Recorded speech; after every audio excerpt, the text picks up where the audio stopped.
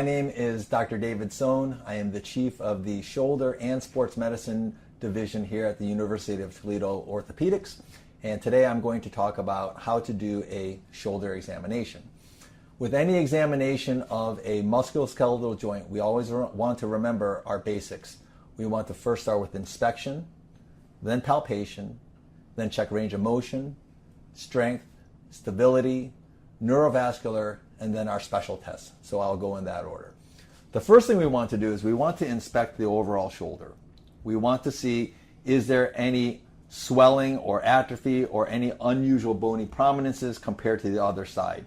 In a post-surgical case, you also want to check the incisions to make sure there's no erythema or drainage. The second thing you want to do is assess the range of motion.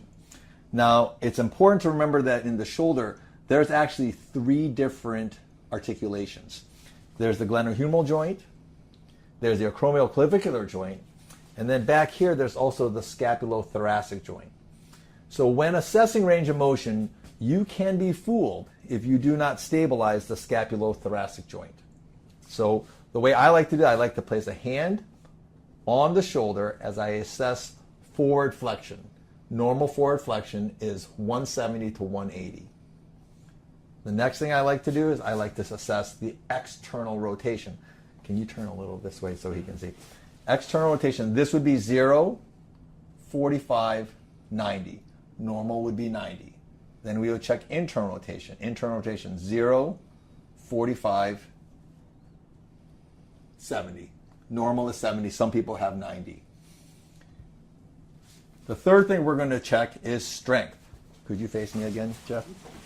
We're going to check strength in three different planes. The first, we're going to have the patient extend their arms, and do you see how the arms are not at 180 but 30 degrees inclined? This is so that the shoulder is in line with the scapula. This puts stress and tension directly on the supraspinatus. Some people like to do what's called an empty can. Some people like to do an open can. It doesn't matter. The key is we want to check with 90 degrees of abduction. This is isolated, and at 30 degrees off the plane of the scapula. This is going to isolate the supraspinatus. So then we're going to press down. 1, 2, 3, and he gets good resistance. You can relax now. On a grading scale, 0 means there's not even any muscle fasciculations. 3 means they can bring you up against gravity. 5 means they can resist with good strength against me. So Jeff would have a 5. So that would test the supraspinatus. Next, we're going to test infraspinatus. The infraspinatus is an external rotator of the shoulder when the arm is in 0 degrees of abduction. So Jeff, can you bring your arm out like this first? So we're going to ask him to bring it out first, and then we're going to press in. 1, 2, 3. And he's got good strength there. So that would be 5 out of 5 strength in infraspinatus. The last thing we're going to check is the subscapularis. The subscapularis is an internal rotator, whereas the infraspinatus was an external rotator. Supraspinatus is the forward elevator. So here I'm going to ask you to put your hands on your tummy and pop your elbows forward. Okay? I'm going to try to press back, and he's going to try to keep it. And that would be 5 out of 5 strength in the subscapularis. The next thing we're going to check is stability. I'm going to have you lie back here, Jeff. All right. So there are 3 tests we're going to look at for stability. The first is going to test for anterior instability. The shoulder, when it's unstable, typically pops out anteriorly, out the front of the shoulder. And the position of instability is when you bring the arm into 90 degrees of abduction and 90 degrees of external rotation. So I'm just going to do that. I'm going to put Jeff's shoulder into 90 degrees of abduction, 90 degrees of external rotation. This maneuver, believe it or not, if someone has anterior instability of the shoulder, just this simple maneuver causes what's called apprehension. They themselves feel nervous. Okay, this would be a positive apprehension sign.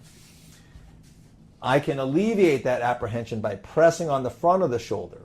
This will help stabilize the shoulder in cases of instability. If he feels relief with that, then this would be a positive relocation sign. Both of these signs taken together are 90% predictive of a tear of the anterior stabilizers of the shoulder. Now, the problem with those two tests is they can't test other directions of instability. They only can test for anterior instability. So I'll show a second test called the load and shift test. This test can test for multiple different directions. Now, the key to this test is the patient has to be relaxed.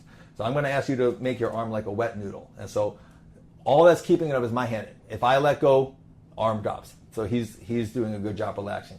Now, what I'm going to do is I'm going to grab the shoulder. Right here between the biceps and the deltoid, there's always a little interval where you can directly grab the proximal humerus.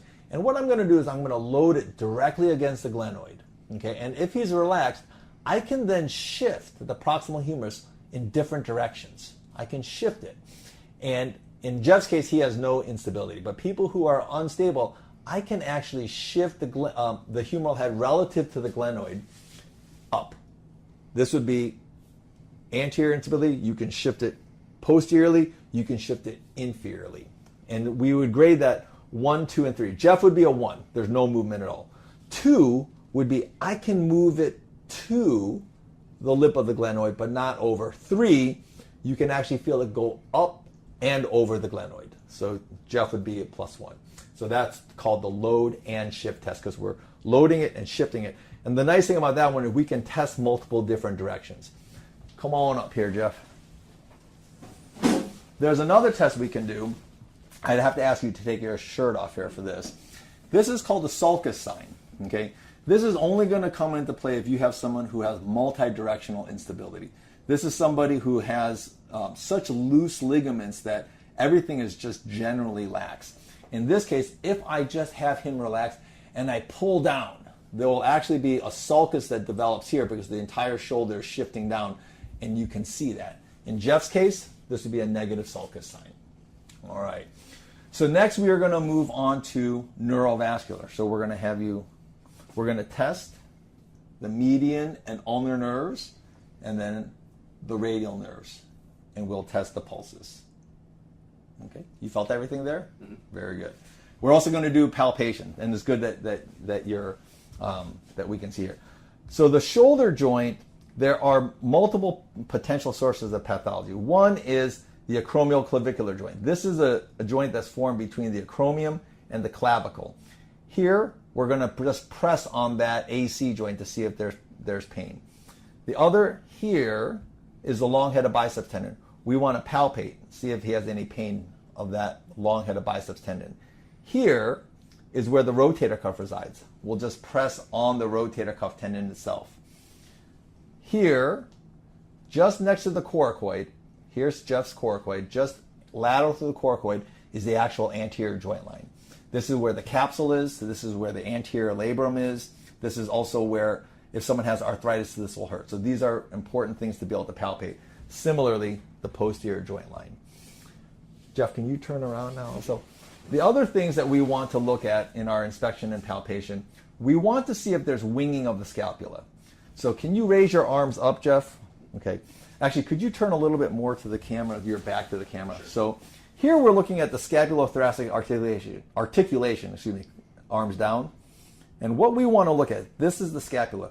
We want to see, as he raises his arm, that they move symmetrically and that one does not wing out relative to the other one. So, and this is a test we want to do 10 times because this is often something that only is elicited with fatigue. So we'll just ask Jeff to do that 10 times. And so far, everything's perfect.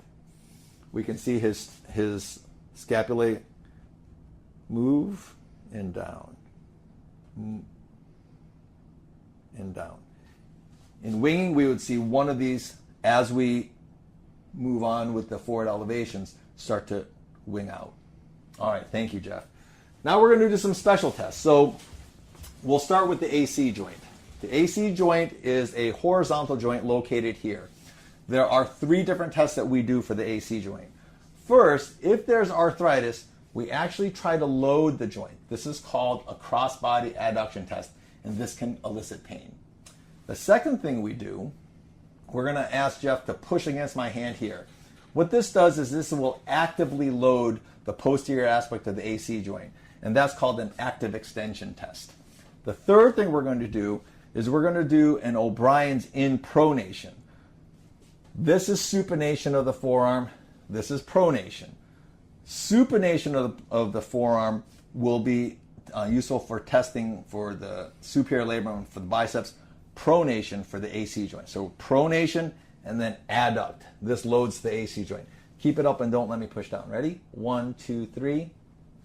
If that elicits pain, that indicates there's inflammation around the AC joint. Did that bother you? Okay. The next thing we're going to look for is the superior labrum. The superior labrum is a stabilizing structure inside the shoulder. This is probably the most difficult thing to elicit on physical examination. There are 3 different tests that we can use to elicit problems of the superior labrum. The first is called a peel-back test. Okay, the superior labrum helps to stabilize the shoulder at extremes of external rotation and abduction. So if I go like this, if he had a tear of the superior labrum, this would actually cause that superior labrum to peel off of the superior glenoid and will elicit pain. Does that bother you? Okay. The second is called a circumduction test. I'm going to take your hand, Jeff, and I'm going to make circles behind your head with this. Someone who has a superior labral tear, they would not like this maneuver here. Does that bother you? It doesn't bother Jeff. Okay. The next is we're going to do that O'Brien's test again, but this time we're going to do supination, and we're going to bring the arm like this. Okay, adduct it. Keep it up. Don't let me push down. Does that bother you? This would bother someone who had a superior labral tear. All right. Next, we're going to do a test for impingement. You can relax now. Impingement is where there's inflammation in between the acromion and the greater tuberosity. This can occur if there's either shoulder bursitis or a rotator cuff tear, or if there's just like a bone spur that's in that space that causes a lot of inflammation.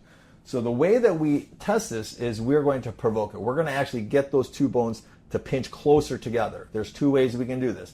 The first way is we actually just forward elevate and cause the arm to raise up. This in itself will pinch those 2 bones together. Does that cause any pain? Okay. So someone who has impingement, this would cause pain. This is called a Neer's impingement test. The second, with the arm forward flexed to 90 degrees, we would internally rotate the shoulder. This would be called a Hawkins impingement test. The final thing we're going to look at is the biceps tendon right here. Biceps tendon will hurt with direct palpation, but it will also hurt with the Speeds test. Speeds is where, again, supination, but this time we're going to abduct 30 degrees. Keep it up like this and don't let me press down. Does that hurt? If he had pain of the long-headed biceps tendon, that would hurt. The final is going to be called a Jurgensen's test. The action of the biceps is both to flex the elbow as well as to supinate the palm. So we're going to start in the position of pronation and extension, and we're going to ask Jeff to flex the elbow and at the same time supinate the hand. And I'm going to resist him. Okay, ready? Come on in. Okay, again. All right. If that causes pain, there's a problem with the long head of biceps tendon. And that would be it. Thanks, Jeff. Thank you.